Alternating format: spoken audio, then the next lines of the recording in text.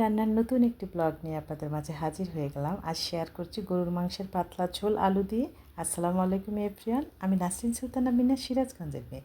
আমার রান্নাঘরে আপনাদের সবাইকে স্বাগত জানাচ্ছি। রান্নার সাথেই থাকবেন। খুব সহজেই রান্নাটা করেছি। রান্নার জন্য কিন্তু মাংস ধুয়ে কেটে ক্লিন করে নিয়েছি, আলু একসঙ্গে দিয়ে দিলাম, কারণ আলুটাও কিন্তু এখন শক্ত হয়ে গিয়েছে। কিছু মশলা অ্যাড করে দিচ্ছি, খুবই হালকা পাতলা মশলা।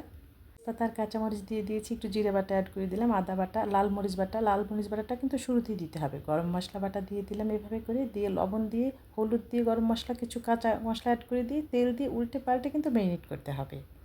ম্যারিনেট যত ভালো হবে রান্নার স্বাদটাও কিন্তু তত বেশি ভালো হবে। এই যে কাঁচা কাঁচা যে শুকনো মরিচটা বাটনা দিয়েছি, সেই বাটাটা কিন্তু শুরুতেই দিতে হবে। এটা কিন্তু পরে দিলে এর একটা স্মেল আছে, সেটা থেকে যায়, ভালো লাগবে না। কিন্তু প্রথমে দিলে যে স্মেলটা হয়, কী যে অসাধারণ, দুর্দান্ত। আমি কিন্তু সবসময় শুকনো মরিচের গুঁড়ো খাই না, বাটাটাই বেশি খাওয়া হয়। এভাবে করে আমি ব্লেন্ড করে রেখে দিয়েছি।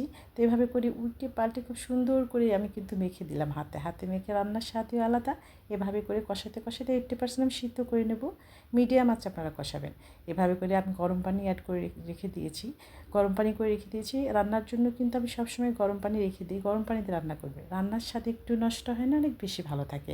একটা রান্না যখন হয়ে যায় তখন যদি ঠান্ডা পানি আপনি অ্যাড করেন, তাহলে কিন্তু খেতে ভালো লাগবে না। একটু সময় নিয়ে রান্না করতে হয়। রান্নার তো একটা শিল্প। আমরা যারা হাউস ওয়াইফ আছি, আমরা কিন্তু চেষ্টা করি সর্বোচ্চ ভালো করার একটা রান্না।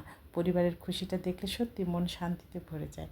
আমি কিন্তু এভাবে করেই কষাতে কষাতে মাংসটা সিদ্ধ করে নিচ্ছি উল্টে পাল্টে।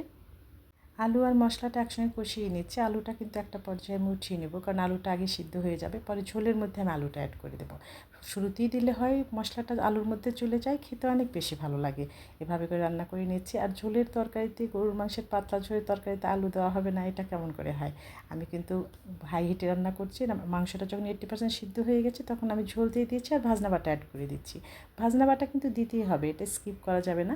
এটা আমি জিরা, তেজপাতা এগুলো ভেজে, শুকনো মরিচ ভেজে বেটে রেখেছিলাম, সেটাই দিয়ে দিলাম। এখন ফোড়নের জন্য একটু পেঁয়াজ ভাজি করে নিয়েছি, সাথে একটু জিরা।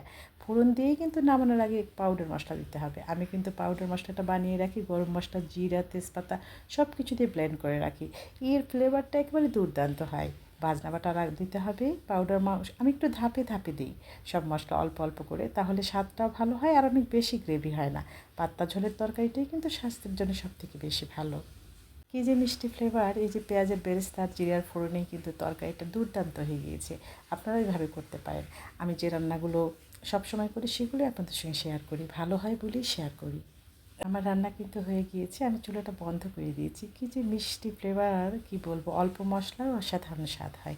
আপনারা অবশ্যই ট্রাই করতে পারেন। দেখুন কতটা সুন্দর হয়েছে। এই ঝোলটা রুটি, পরোটা, গরম ভাত, পোলাও সব কিছুতে ভালো লাগে।